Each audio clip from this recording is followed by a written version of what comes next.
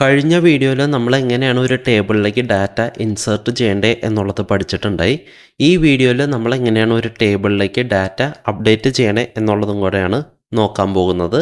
ഇനി ഇത് ചെയ്തിട്ട് സമയമുണ്ടെങ്കിൽ ഈ വീഡിയോൻ്റെ ഒപ്പം തന്നെ ഞാൻ ഡിലീറ്റും കൂടെ ചെയ്യേണ്ടത് എങ്ങനെയാണെന്നുള്ളത് പറയും. അതുകൊണ്ട് ഇത് അപ്ഡേറ്റിൻ്റെ മാത്രം വീഡിയോ ആണെന്ന് വിചാരിച്ച് നിങ്ങൾ സ്കിപ്പ് ചെയ്യേണ്ട, എൻ്റെ വരെ ഒന്ന് കാണുന്നത് നല്ലതായിരിക്കും. അപ്പോൾ എങ്ങനെയാണ് ഒരു ടേബിളിൽ ഡാറ്റ അപ്ഡേറ്റ് ചെയ്യണം എന്നുള്ളത് നോക്കാം. ഇതിനായിട്ട് നമ്മുടെ SQLite ഡാറ്റാബേസിൻ്റെ ലൈബ്രറി ഒരു അപ്ഡേറ്റ് മെത്തേഡ് നമുക്ക് പ്രൊവൈഡ് ചെയ്യുന്നുണ്ട്. അപ്പോൾ അത് വെച്ചിട്ട് നമുക്ക് ടേബിളിലുള്ള റെക്കോർഡ്സ് കാര്യങ്ങളൊക്കെ അപ്ഡേറ്റ് ചെയ്യാൻ പറ്റും. അതേപോലെ അടുത്ത പോയിന്റും കൊണ്ട് ഉദ്ദേശിക്കുന്നത് എന്താണെന്ന് വെച്ചാൽ, നമ്മൾ സാധാരണ ഒരു SQL എഞ്ചിനിൽ അപ്ഡേറ്റ് കുറേയൊക്കെ എഴുതുമ്പോൾ അതിൻ്റെ അകത്ത് നമുക്ക് വേർ കണ്ടീഷൻ സ്പെസിഫൈ ചെയ്യാൻ പറ്റും. അതായത് നിങ്ങൾക്കിപ്പോൾ ഒരു സ്പെസിഫിക് ഐഡിയിലുള്ള ഒരു റെക്കോർഡാണ് അപ്ഡേറ്റ് ചെയ്യേണ്ടത്, ബാക്കിയുള്ളത് അപ്ഡേറ്റ് ചെയ്യേണ്ട എങ്കിൽ നിങ്ങൾക്കത് വേർ കണ്ടീഷനിൽ പറയാൻ പറ്റും. അതേപോലെ തന്നെ ഇനിയിപ്പോൾ നിങ്ങൾക്ക് എൻ്റയർ ടേബിളിലുള്ള എല്ലാ റെക്കോർഡ്സും അപ്ഡേറ്റ് ചെയ്യണമെങ്കിൽ നിങ്ങൾക്ക് വേർ കണ്ടീഷൻ പറഞ്ഞും കൊടുക്കണ്ട. അങ്ങനെ രണ്ട് രീതിക്ക് നമുക്ക് ട്രഡീഷണൽ SQL എൻജിൻസിൽ ഡാറ്റ അപ്ഡേറ്റ് ചെയ്യാൻ പറ്റും, ഇല്ലേ? അപ്പോൾ SQLite ഡാറ്റാബേസിൻ്റെ കേസിലും അങ്ങനെ തന്നെയാണ്. രണ്ട് രീതിക്ക് നമുക്ക് ഡാറ്റ അപ്ഡേറ്റ് ചെയ്യാം. ഒന്നില്ലെങ്കിൽ ഒരു ടേബിളിലുള്ള എൻ്റയർ ഡാറ്റ നമുക്ക് അപ്ഡേറ്റ് ചെയ്യാം, അതല്ല എങ്കിൽ സ്പെസിഫിക് റോയിൽ മാത്രമായിട്ട് ഡാറ്റ അപ്ഡേഷൻസ് ചെയ്യാൻ പറ്റും. അടുത്തതായിട്ട് നമുക്ക് ഈ അപ്ഡേറ്റ് മെത്തേഡിൻ്റെ അകത്ത് പാസ് ചെയ്ത് കൊടുക്കേണ്ട കുറച്ച് പാരാമീറ്റേഴ്സ് എന്തൊക്കെയാണെന്നുള്ളത് നോക്കാം. ഇതിൽ ആദ്യം വരുന്ന പാരാമീറ്റർ എന്ന് പറഞ്ഞാൽ നമ്മുടെ അപ്ഡേറ്റ് ചെയ്യേണ്ട ടേബിൾ എന്താണോ അത് പറഞ്ഞു കൊടുക്കാനുള്ള പാരാമീറ്ററാണ്. ഇവിടെ എൻ്റെ കേസിൽ എക്സാമ്പിൾ പ്രോഗ്രാമിൽ എനിക്ക് സ്റ്റുഡൻറ്റ് ടേബിളിലുള്ള റെക്കോർഡാണ് അപ്ഡേറ്റ് ചെയ്യേണ്ടത്. അതുകൊണ്ട് അപ്ഡേറ്റിൻ്റെ മെത്തേഡിൽ ഫസ്റ്റത്തെ പാരാമീറ്ററിൽ ഞാൻ സ്റ്റുഡൻറ്റ് എന്നുള്ളത് പാസ് ചെയ്ത് കൊടുത്തു. ഇനി അടുത്ത പാരാമീറ്റർ എന്താണെന്ന് ചോദിച്ചാൽ, നമുക്ക് ഒരു ടേബിളിൽ അപ്ഡേറ്റ് ചെയ്യേണ്ട കോളം ഏതാണ്, അതേപോലെ ആ കോളത്തിൽ എന്ത് വാല്യൂ ആണ് വേണ്ടത്, അത് സ്പെസിഫൈ ചെയ്യാൻ വേണ്ടിയിട്ട് ഒരു കണ്ടൻറ്റ് വാല്യൂസിൻ്റെ ഒബ്ജക്റ്റ് നമ്മൾ പാസ് ചെയ്ത് കൊടുക്കണം. അപ്പോൾ ഈ എക്സാമ്പിൾ പ്രോഗ്രാമിൻ്റെ കേസിൽ എനിക്ക് ഒരു സ്റ്റുഡൻറ്റിൻ്റെ ഏജാണ് അപ്ഡേറ്റ് ചെയ്യേണ്ടത്. അതുകൊണ്ട് ഞാൻ കണ്ടൻറ്റ് വാല്യൂസിൻ്റെ ഒബ്ജക്റ്റിൽ പുട്ട് മെത്തേഡ് കോൾ ചെയ്തിട്ട് അതിൻ്റെ അകത്ത് ഏജ് എന്നുള്ളത് പാസ് ചെയ്ത് കൊടുത്ത്, കാരണം നമ്മുടെ സ്റ്റുഡൻറ്റ് ടേബിളിൽ ഏജ് സ്റ്റോർ ചെയ്യുന്ന കോളത്തിൻ്റെ പേര് ഏജ് ആണ്. അതുകൊണ്ട് കീ ആയിട്ട് ഞാൻ ഏജ് പാസ് ചെയ്ത് കൊടുത്തു. അത് കഴിഞ്ഞ് അടുത്ത പാരാമീറ്റർ ഞാൻ കൊടുത്തത് ഏജ് 25 ആണ്. അതായത് എനിക്ക് പുതുതായിട്ട് ഈ അപ്ഡേറ്റ് ചെയ്യുന്ന റോയിൽ ആ സ്റ്റുഡൻറ്റിന് ഏജ് 25 ആയിട്ട് സെറ്റ് ചെയ്യണം. അതിന് വേണ്ടിയിട്ട് ഞാൻ കണ്ടൻറ്റ് വാല്യൂസിൽ കറസ്പോണ്ടിങ് ആയിട്ടുള്ള ഏജിൻ്റെ കീ വാല്യൂ പെയർ കോൺഫിഗർ ചെയ്ത് കൊടുത്ത്. അപ്പോൾ ഈ കോൺഫിഗർ ചെയ്ത് കൊടുക്കുന്ന ഈ കണ്ടൻറ്റ് വാല്യൂസാണ് നമ്മൾ അപ്ഡേറ്റ് മെത്തേഡിൽ സെക്കൻഡായിട്ട് പാസ് ചെയ്ത് കൊടുക്കേണ്ട പാരാമീറ്റർ. അപ്പോൾ ആദ്യത്തെ രണ്ട് പാരാമീറ്റേഴ്സ് നിങ്ങൾക്ക് മനസ്സിലായി. ഇത് നമ്മൾ ഇൻസേർട്ടിൻ്റെ അതേ സ്റ്റെപ്സ് തന്നെയാണ്, വലിയ വ്യത്യാസമില്ല. ഇനി വരുന്ന അടുത്ത രണ്ട് കാര്യങ്ങളാണ് ഇൻസേർട്ട് മെത്തേഡിൽ നിന്ന് കുറച്ച് ഡിഫറൻസ് ആയിട്ട് വരാൻ പോകുന്നത്. അപ്പോൾ അടുത്തതായിട്ട് നമുക്ക് മൂന്നാമത്തെ പാരാമീറ്ററിനെ പറ്റിയിട്ട് ഡിസ്കസ് ചെയ്യാം. ഈ മൂന്നാമത്തെ പാരാമീറ്റർ എന്ന് പറഞ്ഞാൽ അതൊരു ഓപ്ഷണൽ ആയിട്ടുള്ള പാരാമീറ്ററാണ്.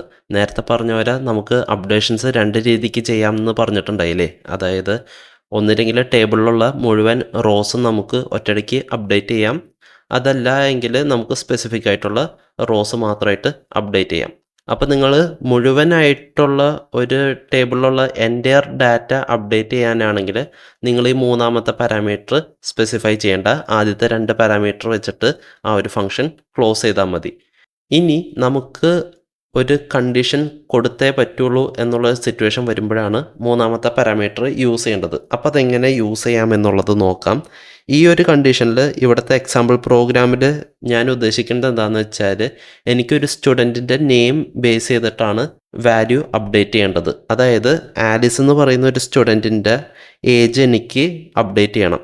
അതുകൊണ്ട് ഞാൻ മൂന്നാമത്തെ പാരാമീറ്ററായിട്ട് കൊടുത്തിട്ടുള്ളത് ഒരു സ്ട്രിങ് ആണ്.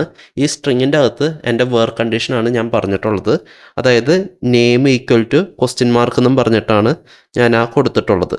അപ്പോൾ ഈ name equal to question mark എന്നുള്ള സംഭവത്തിൽ നിങ്ങൾക്ക് ആ ക്വസ്റ്റ്യൻ മാർക്ക് എന്തിനാണെന്നുള്ളത് മനസ്സിലായിട്ടുണ്ടാവില്ല എന്ന് എനിക്കറിയാം. ക്വസ്റ്റ്യൻ മാർക്ക് ഞാൻ അടുത്ത പാരാമീറ്ററിലായിരിക്കും അതിൻ്റെ യൂസേജ് എന്താണെന്നുള്ളത് പറയാൻ പോണത്.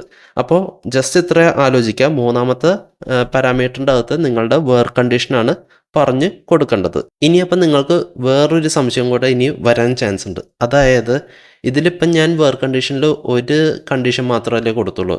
വാട്ട് ഇഫ് നിങ്ങൾക്ക് ഒന്നിൽ കൂടുതൽ കണ്ടീഷൻ കൊടുക്കണമെങ്കിൽ അങ്ങനെയുള്ള സാഹചര്യത്തിൽ കുഴപ്പമില്ല, ചെയ്യാം, ഒരു കുഴപ്പമില്ല. അതായത് നിങ്ങൾക്കിപ്പോൾ ഈ ഒരു സ്ട്രിങ്ങിൻ്റെ അകത്ത് ഞാൻ നെയിം മാത്രമേ കൊടുത്തിട്ടുള്ളൂ. അപ്പോൾ എനിക്ക് ഇനിയിപ്പോൾ നെയിമും ഐ ഡിയും കൂടെ ഉള്ളൊരു കണ്ടീഷനായിട്ടാണ് സെറ്റ് ചെയ്യേണ്ടതെന്ന് വിചാരിക്കുക. അപ്പോൾ അങ്ങനെയാണെങ്കിൽ ഞാൻ name equal to question mark എന്ന് ഇടും. എന്നിട്ട് നമ്മുടെ സാധാരണ SQL query എഴുതണ പോലെ and I D equal to question mark എന്നും പറഞ്ഞിട്ട് ഇടും. അപ്പോൾ നമുക്ക് അങ്ങനെ മൾട്ടിപ്പിളായിട്ട് കണ്ടീഷൻസ് സ്പെസിഫൈ ചെയ്യാനും പറ്റും. നിങ്ങൾക്കിപ്പോൾ ഒരേ സമയം നെയിമും ഐ ഡിയും കൂടെ ക്രോസ് മാച്ച് ചെയ്തിട്ട് അങ്ങനെ വരുന്ന ഒരു റെക്കോർഡ് മാത്രമായിട്ടാണ് അപ്ഡേറ്റ് ചെയ്യണമെങ്കിൽ ഈ പറഞ്ഞ പോലെ നിങ്ങൾക്ക് ആ ഒരു മൂന്നാമത്തെ പാരാമീറ്റർ മോഡിഫൈ ചെയ്ത് കൊടുക്കാൻ പറ്റും. ഇനി നമുക്ക് അടുത്തതായിട്ട് ഈ ക്വസ്റ്റ്യൻ മാർക്കിൻ്റെ ഇമ്പോർട്ടൻസ് എന്താണ്, അല്ലെങ്കിൽ ക്വസ്റ്റ്യൻ മാർക്ക് എന്താണ് എന്നുള്ളത് നോക്കാം. ഇതിൻ്റെ പർപ്പസ് വേറെ പ്രത്യേകിച്ച് ഒന്നുമില്ല. ഈ നാലാമത് വരുന്ന പാരാമീറ്റർ അത് ശരിക്കും പറഞ്ഞാൽ മൂന്നാമത്തെ പാരാമീറ്റർ എക്സിസ്റ്റ് ചെയ്യുന്നുണ്ടെങ്കിൽ മാത്രമേ നാലാമത്തത് നമ്മൾ മാൻഡേറ്ററി ആയിട്ട് കൊടുക്കേണ്ടി വരുള്ളൂ. അതായത് മൂന്നാമത്തെ പാരാമീറ്റർ നിങ്ങൾ കൊടുക്കുന്നില്ല എങ്കിൽ നാലാമത്തെ പാരാമീറ്ററും നിങ്ങൾക്ക് കൊടുക്കണ്ട.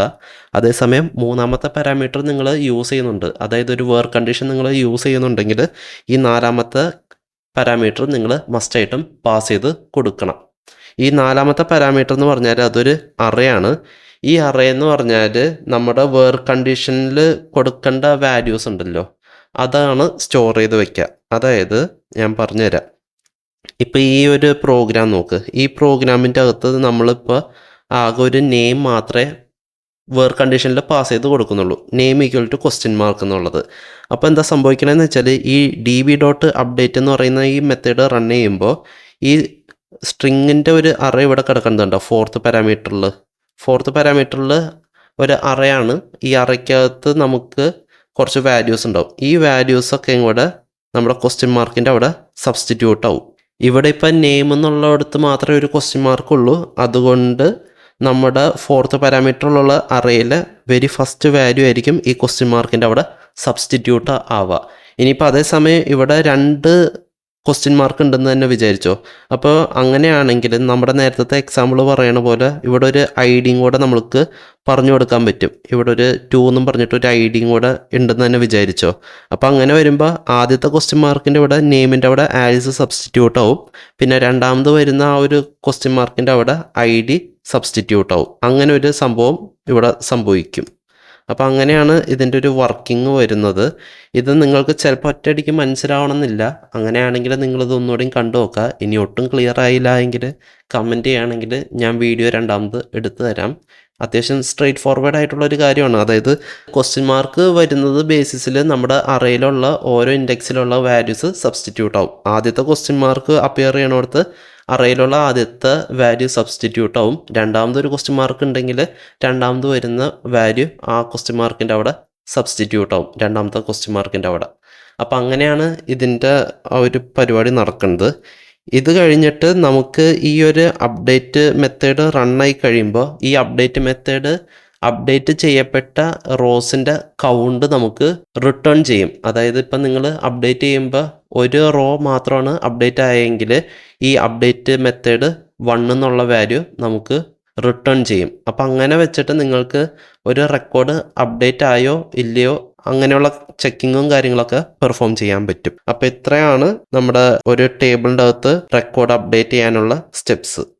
അടുത്തതായിട്ട് നമുക്ക് ഒരു ടേബിളിൽ നിന്ന് എങ്ങനെയാണ് ഒരു ഡാറ്റ ഡിലീറ്റ് ചെയ്യുക അല്ലെങ്കിൽ ഒരു റോ ഡിലീറ്റ് ചെയ്യുക എന്നുള്ളത് നോക്കാം. അപ്പോൾ ഇതിന് വേണ്ടിയിട്ട് നമ്മുടെ SQLite ഡാറ്റാബേസിൻ്റെ ലൈബ്രറിയിൽ ഡിലീറ്റ് എന്നും പറഞ്ഞിട്ടൊരു മെത്തേഡ് പ്രൊവൈഡ് ചെയ്യുന്നുണ്ട്. ഇതാണെങ്കിൽ നമ്മുടെ സാധാ അപ്ഡേറ്റ് മെത്തേഡിൻ്റെ അതേ ലൈൻ തന്നെയാണ്. ഇവിടെ നമുക്ക് കണ്ടീഷൻസും സ്പെസിഫൈ ചെയ്ത് കൊടുക്കാം. അതായത് നിങ്ങൾക്കൊരു സ്പെസിഫിക് റെക്കോർഡാണ് ഡിലീറ്റ് ചെയ്യേണ്ടത്, അല്ലെങ്കിൽ ഒരു ഐ ഡി ബേസ് ചെയ്തിട്ടുള്ളൊരു റെക്കോർഡാണ് ഡിലീറ്റ് ചെയ്യണമെങ്കിൽ നിങ്ങൾക്ക് അവിടെ വേർ കണ്ടീഷൻസ് പറഞ്ഞു കൊടുക്കാൻ പറ്റും. സാധാ SQLിലൊക്കെ ചെയ്യണ പോലെ അത് ചെയ്യാം. അതേപോലെ തന്നെ ഈ ഡിലീറ്റ് മെത്തേഡിൻ്റെ അകത്ത് മെയിനായിട്ട് 3 പാരാമീറ്റേഴ്സാണ് വരുന്നത്. ആദ്യത്തേതെന്ന് പറഞ്ഞാൽ നിങ്ങൾക്ക് ഏത് ടേബിളിൽ നിന്നാണോ റെക്കോർഡ് ഡിലീറ്റ് ചെയ്യേണ്ടതെന്ന് വെച്ചാൽ ആ ഒരു ടേബിളിൻ്റെ നെയിമാണ് പറഞ്ഞു കൊടുക്കേണ്ടത്. രണ്ടാമത്തെ ആർഗ്യുമെൻ്റ് എന്ന് പറഞ്ഞാൽ നമുക്ക് അതിൻ്റെ അകത്ത് വേർ കണ്ടീഷൻസ് പറഞ്ഞു കൊടുക്കാൻ പറ്റും. നമ്മൾ അപ്ഡേറ്റിൻ്റെ മെത്തേഡിൽ കണ്ട അതേ പ്രൊസീജിയർ. മൂന്നാമത്തേതെന്ന് പറഞ്ഞാൽ ഈ വേർ കണ്ടീഷനിലേക്ക് സബ്സ്റ്റിറ്റ്യൂട്ട് ചെയ്യാനുള്ള വാല്യൂസിൻ്റെ ഒരു അറേ ആയിരിക്കും അവിടെ ഉണ്ടാവുക. അതും നമ്മൾ ഈ അപ്ഡേറ്റിൻ്റെ മെത്തേഡിൽ പറഞ്ഞ അതേ കാര്യം തന്നെയാണ്.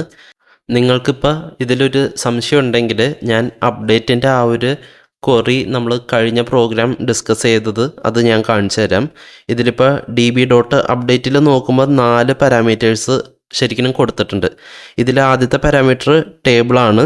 അത് നമ്മുടെ ഡിലീറ്റിൻ്റെ അകത്ത് ടേബിൾ നമ്മൾ കൊടുക്കുന്നുണ്ട്. ഫസ്റ്റ് പാരാമീറ്റർ സെയിം തന്നെയാണ്. ആകപ്പാടെ വരുന്ന വ്യത്യാസം എന്താണെന്ന് വെച്ചാൽ നമ്മുടെ അപ്ഡേറ്റിൻ്റെ ആ ഒരു മെത്തേഡിൻ്റെ അകത്ത് സെക്കൻഡ് പാരാമീറ്റർ കൊടുക്കുന്നത് ഒരു കണ്ടൻറ്റ് വാല്യൂസിൻ്റെ ഒബ്ജക്റ്റാണ്.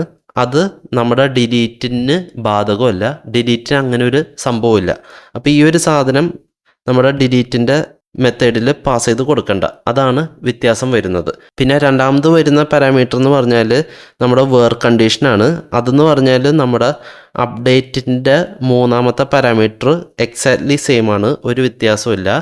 പിന്നെ അതേപോലെ തന്നെ ഏറ്റവും അവസാനം ഇവിടെ നമ്മുടെ ഡിലീറ്റിൻ്റെ മെത്തേഡിൽ മൂന്നാമതായിട്ട് വരുന്ന പാരാമീറ്റർ എന്ന് പറഞ്ഞാൽ ഈ വേർ കണ്ടീഷനിലേക്ക് സബ്സ്റ്റിറ്റ്യൂട്ട് ചെയ്യാനുള്ള അറേ, അതായത് ആ സബ്സ്റ്റിറ്റ്യൂട്ട് ചെയ്യാനുള്ള വാല്യൂസ് ഒക്കെ കൂടെ ഹോൾഡ് ചെയ്യുന്ന ആ ഒരു അറേയാണ് മൂന്നാമത്തെ പാരാമീറ്റർ ആയിട്ട് ഡിലീറ്റിൻ്റെ അകത്ത് വരുന്നത്. ഇത് അപ്ഡേറ്റിൻ്റെ മെത്തേഡിൽ നാലാമത്തെ പാരാമീറ്റർ ആയിട്ടായിരുന്നു വന്നിരുന്നത്. അങ്ങനെ ഒരു ചെറിയ ചെറിയ വ്യത്യാസങ്ങളെ ഇതിനുള്ളൂ. ബാക്കിയെല്ലാം ഫങ്ഷണാലിറ്റിയും കാര്യങ്ങളൊക്കെ ഈ അപ്ഡേറ്റും ഡിലീറ്റും തമ്മിൽ വലിയ വ്യത്യാസങ്ങളോ കാര്യങ്ങളൊന്നുമില്ല.